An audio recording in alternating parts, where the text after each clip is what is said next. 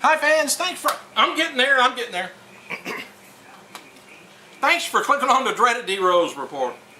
Let me finish off real quick about the OWEN HART thing, where I started the thing yesterday.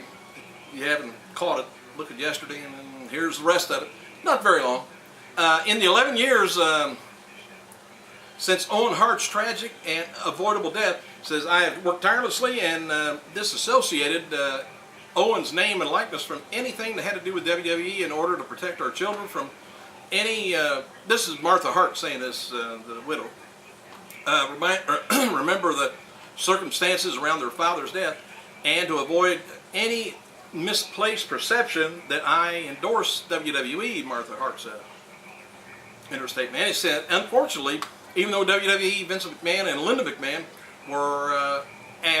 are well aware of my wishes and desires to shield the children from WWE and his activities, I was shocked to learn earlier this year that they've been using OWEN HART's name and likeness in videos, websites, television programs, printed material.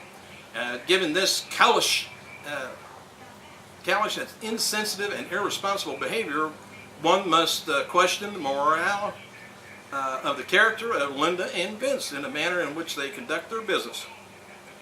I got gum in my mouth. I'm saying that.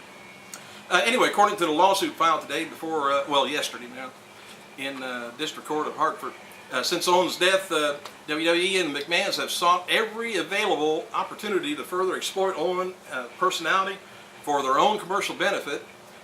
Their use of OWEN's name and likeness draws attention to WWE ongoing violence and high questionable theatrical activities that caused OWEN's death. Defendants used OWEN's name and likeness also in direct disregard with OWEN and the children's objection.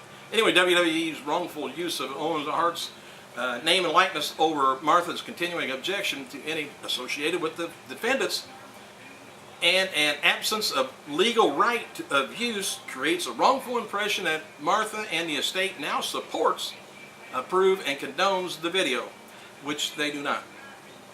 Anyway, the lawsuit seeks to enjoin the WWE from further use of OWEN's name and likeness, and seeks unpaid royalties, as well as damages, breaches of contract, copyright infringements, unjust enrichment, accounting, and unfair and deceptive trade practices.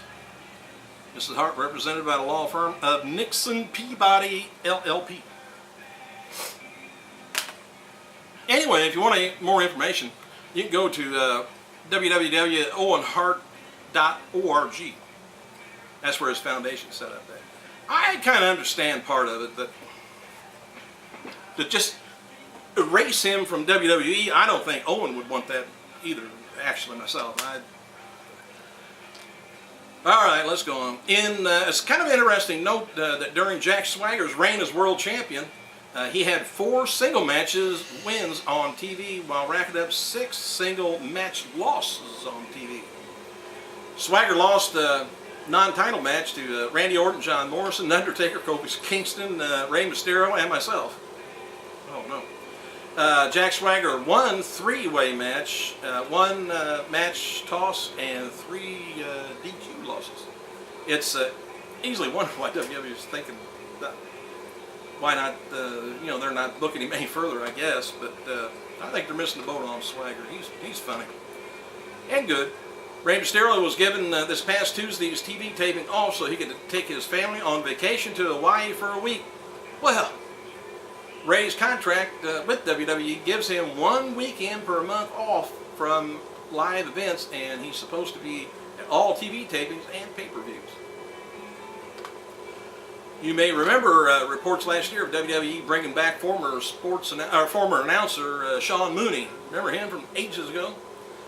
Talks between he and WWE didn't work out. Now Mooney is working for Fox Sports Net as a sideline reporter for rugby.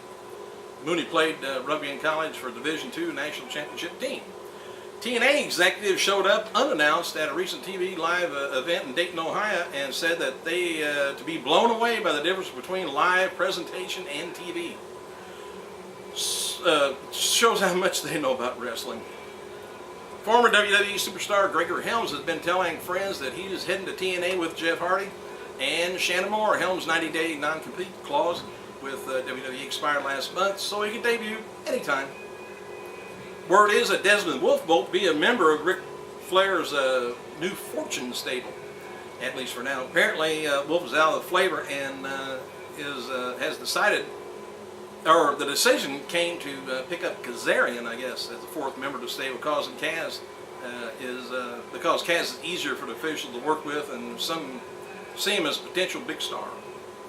Fortune name, by the way, is created by one of the members of the group, not TNA Creative. Creative wanted to use the word Flair for and F for, for the members of the stable. Didn't like the name, I guess.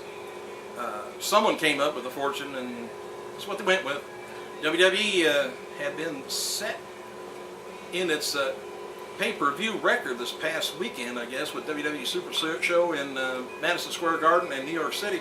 The show drew 19,000 fans with an $850,000 gate. This show sold out more than a month ago, but it was noted by the attendants that there was plenty of empty seats. I'm not sure how many the Garden holds.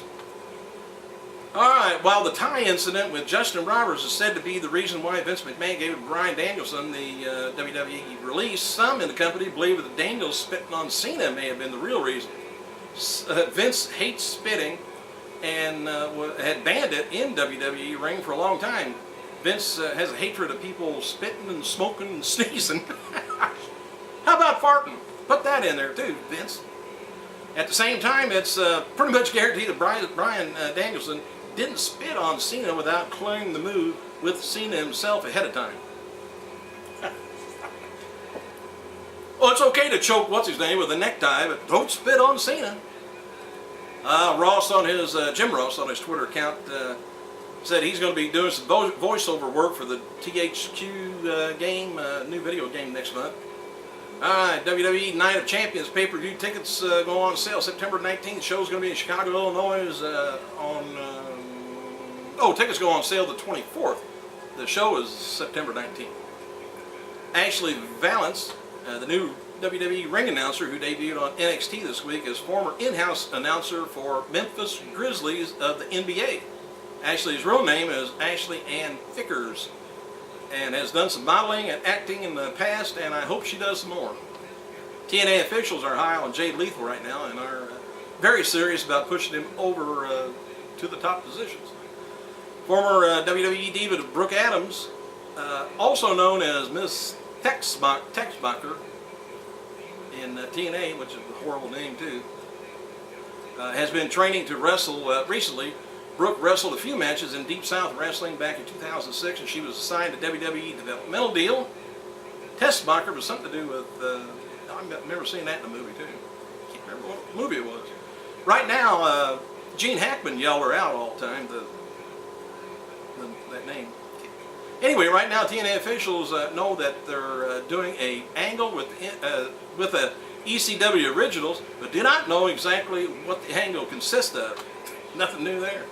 Different ideas are being discussed with the idea of eventually producing a second ECW-like brand in the company with its own TV show. The feeling is that more TV programming they have, the more money they can charge Spike for TV. This is what helps the company stay alive. Oh, I got about a minute. How much have I got? A minute? Yeah. Alright, Martha's lawsuit, by the way, she says has nothing to do with Linda McMahon running for political office. Martha says she never spoke to any of Linda's opponents or anything about what's going on. I don't think you'd see that happening today if Linda wasn't running for Senate. And also, she said the lawsuit is not the reason Bret Hart left WWE. Just coincidental, she says. Martha's seeking an injunction to prevent WWE from using Owen Hart's name. Here's more comments. Not more comments, but you leave them down here. Should WWE just erase Owen Hart? Should they be able to use it?